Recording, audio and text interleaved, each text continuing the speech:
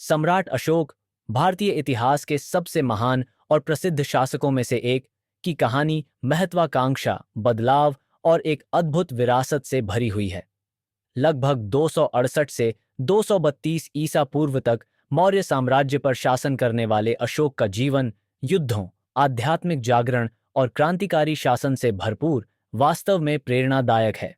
चलिए उस राजा की रोचक यात्रा में गोता लगाते हैं जिसने एक क्रूर विजेता से करुणा और शांति का प्रतीक बनने तक का सफर तय किया। प्रारंभिक जीवन और सत्ता तक का सफर। अशोक की कहानी मौर्य वंश में उनके जन्म से शुरू होती है, लगभग 304 ईसा पूर्व। सम्राट बिंदुसार के पुत्र और चंद्रगुप्त मौर्य के पोते अशोक का भाग्य महानता के लिए तय था, लेकिन उनका सिंहासन तक का सफर बिल्कुल भी आसान नहीं था। उन्हें अपने भाइयों से कड़ी प्रतिस्पर्धा का सामना करना पड़ा और सत्ता प्राप्ति के लिए एक भयंकर संघर्ष करना पड़ा। सिंहासन पर बैठने के बाद अशोक ने अपनी क्षमता का प्रदर्शन किया और अपने साम्राज्य को मजबूत किया। उन्होंने इसकी सीमाओं को लगभग पूरे भारतीय उपमहाद्वीप तक फैला दिया, लेकिन उनका विशेष गुण केवल राजनीतिक कुशलता में नहीं था। उनका शासन जल्द ही एक नाटकीय और अप्रत्याशित मोड़ लेने वाला था।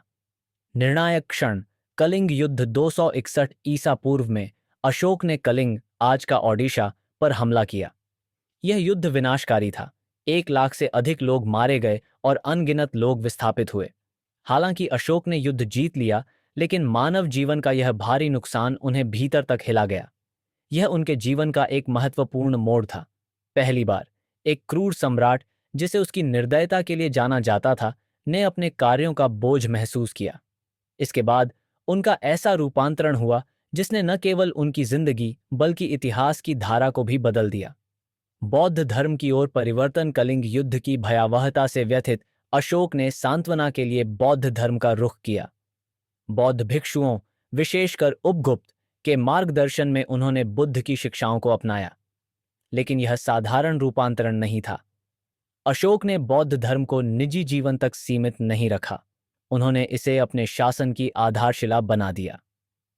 अशोक बौद्ध धर्म के संरक्षक बन गए और इसकी अहिंसा, करुणा और नैतिक जिम्मेदारी की शिक्षाओं को दूर दूर तक फैलाया। उन्होंने पाटलिपुत्र, आज का पटना, में तीसरे बौद्ध महासभा का आयोजन किया, जिससे बौद्ध परंपराओं और शिक्षाओं को एकजुट किया जा सके। उन्होंने श्रीलंका से लेकर ग्रीस तक अपने दूत भेजे, जिन्होंने बौद्ध धर्म का प्रकाश दुनिया भर में फैलाया। धर्म के सम्राट परिवर्तन के बाद अशोक का शासन धार्मिकता के सिद्धांतों पर आधारित था, लेकिन उनका धर्म खास था क्योंकि यह किसी एक धर्म को थोपने के बारे में नहीं था। यह नैतिक जीवन और लोगों के बीच सामंजस्य को बढ़ावा देने के बारे में था। उनकी दूरदर्शी नीतियों की प्रमुख विशेषताएं थीं। धार्मिक सहिष्णुता। अशोक ने सभी धर्मों का सम्मान करने की वकालत की और अपने लोगों को विभिन्न विश्वासों को समझने और उनकी सराहना करने के लिए प्रेरित किया। जन कल्याण। उन्होंने ऐसे कल्याणकारी कार्यक्रम शुरू किए जो उस समय के लिए क्रांतिकारी थे। अस्पताल बनवाने, पेड़ लगाने, कुएं खोदने और सड़कों का निर्माण करने से लेकर जनजीवन को बेहतर बनाने के प्रयास किए। पशु अधिकार। अहिंसा में विश्वास रखने वाले अशोक ने शिकार पर प्रतिबंध लगाया और पशुओं के प्रति दया को बढ़ावा दिया। धर्म का प्रचार। अपनी दृष्टि को लोगों तक पहुंचाने के लिए अशोक ने पूरे साम्राज्य में शिलालेख और स्तंभ स्थापित करवाए, जिन पर नैतिकता, करुणा और न्याय के संदेश अंकित थे।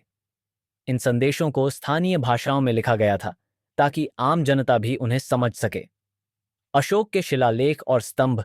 अशोक के स्तंभ और शिलालेख उनके शासनकाल की कालातीत यादगार हैं।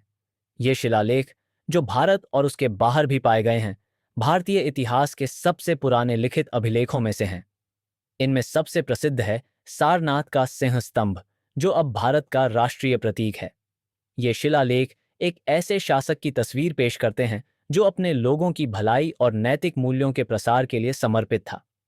एक अद्वितीय विरासत। अशोक का क्रूर विजेता से एक करुणामय नेता तक का रूपांतरण इतिहास में एक अमिट छाप छोड़ गया। उनकी नीतियों ने न केवल उनके साम्राज्य के नागरिकों को प्रेरित किया, बल्कि आने वाली पीढ़ियों को भी दिशा दिखाई। उनके नेतृत्व में बौद्ध धर्म एक वैश्विक धर्म बन गया, जिसने श्रीलंका से चीन और जापान तक की संस्कृतियों को प्रभावित किया। आज भी अशोक की विरासत गूंजती है। भारतीय ध्वज पर अंकित अशोक चक्र, जो गति और धार्मिकता का प्रतीक है, उनके द्वारा समर्थित मूल्यों को दर्शाता है। अहिंसा और सहिष्णुता के उनके सिद्धांत आज भी भारत की आत्मा को प्रेरित करते हैं, जिससे वह नैतिक नेतृत्व के एक कालातीत प्रतीक बन गए हैं। कुछ अनसुने पहलू और रहस्य अशोक के बाद मौर्य साम्राज्य का पतन। उनकी महानता के बावजूद अशोक की मृत्यु के बाद मौर्य साम्राज्य कमजोर हो गया। कुछ इतिहासकारों का मानना है कि उनके नैतिक शासन पर ध्यान केंद्रित करने से सैन्य सुरक्षा पर असर पड़ा और साम्राज्य के पतन में योगदान दिया। अशोक की पुनर्खोज। सदियों तक अशोक की विरासत भुला दी गई थी, जब तक कि 19वीं सदी में ब्रिटिश पुरातत्वविदों ने उनके शिलालेखों की खोज नहीं की। इन खोजों ने उनके जीवन और शासन के प्रति वैश्विक रुचि को पुनर्जीवित किया। अशोक का निजी जीवन। अशोक के पारिवारिक जीवन के बारे में बहुत कम जानकारी है। उनकी पत्नियों जैसे देवी और कौरव की और उनके बच्चों जैसे महेंद्र और संघमित्रा ने बौद्ध धर्म के प्रसार में महत्वपूर्ण भूमिका निभाई, लेकिन उनके बारे में कई विवरण इतिहास की धुंध में खो गए हैं।